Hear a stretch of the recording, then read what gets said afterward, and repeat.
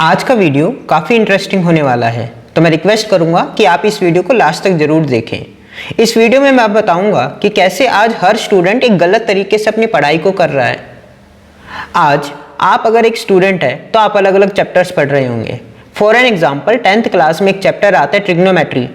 अब बच्चा कैसे पढ़ता है? बच्चा चैप्टर को खोलता है, एग्जाम्पल्स को पढ़ता है और उन एग्जाम्पल्स और फॉर्मूले के बेस्ड पे उस एक्सरसाइज के क्वेश्चंस को सॉल्व करता है। एक्सरसाइज को सॉल्व करने के बाद बच्चा कॉन्फिडेंट हो जाता है कि मेरे को ये चैप्टर आता है और उसके मार्क्स अच्छे आते हैं।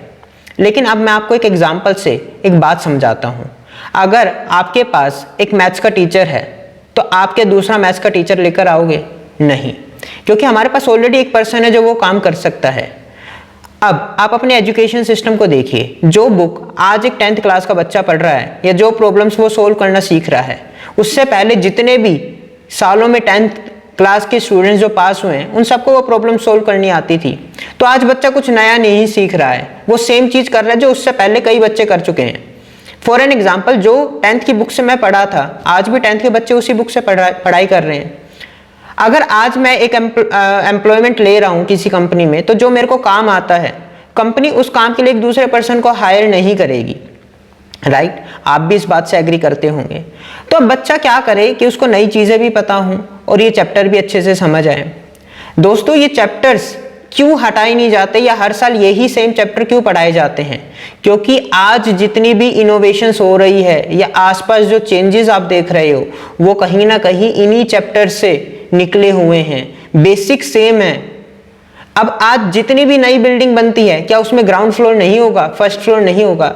बेस तो सेम होगा ना। हाइट हम बढ़ाते जा रहे हैं लेकिन बेस तो सेम है, हमें वहीं से पढ़ना स्टार्ट करना होगा। तो आज जो नए बच्चे अपनी पढ़ाई को कर रहे हैं उनके लिए काफी सारे लेवल्स हैं। आज वो खाली बेसिक लेवल से काम नहीं चला सकते। आज आप जो 9th और 10th क्लास की बुक में चैप्टर पढ़ रहे हैं, सिर्फ उन चैप्टर के बेस पे आज आप एम्प्लॉयबल नहीं हो सकते। आपको उनके आगे अपने लेवल को अपग्रेड करना होगा। अब वो कैसे कर सकते हैं? अब आपको ये तो बात समझ आ गई होगी कि नॉर्मल इस तरीके से पढ़ने से आज आप एम्प्लॉयबल नहीं हो सकते। तो मैं आज आपको सही तरीका बताता हूँ।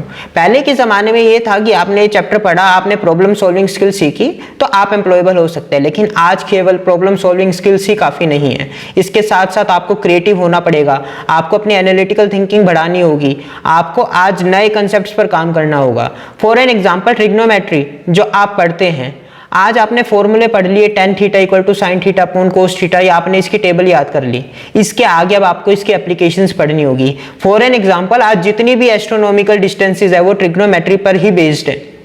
आज जितनी भी सैटेलाइट्स हम लॉन्च करते हैं उनकी वर्किंग में आप देखेंगे कि उनका जो कनेक्शन हम एस्टेब्लिश कर रहे हैं वहां पे कैसे फिजिक्स काम आ रही है।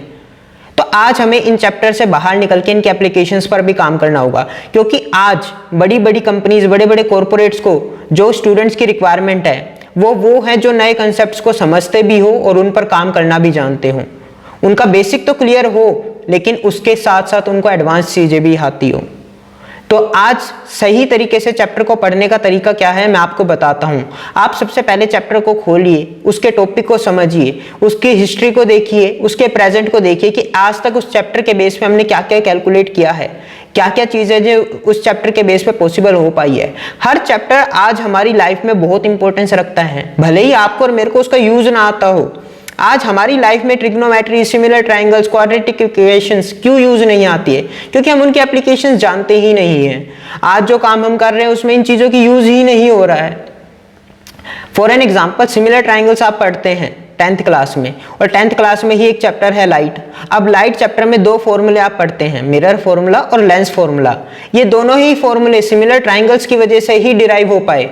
अगर सिमिलर ट्रायंगल्स किसी ने कंसेप्ट ना बनाया होता तो ये लाइट चैप्टर के ये दो फॉर्मूले को डिराइव करना इम्पॉसिबल था।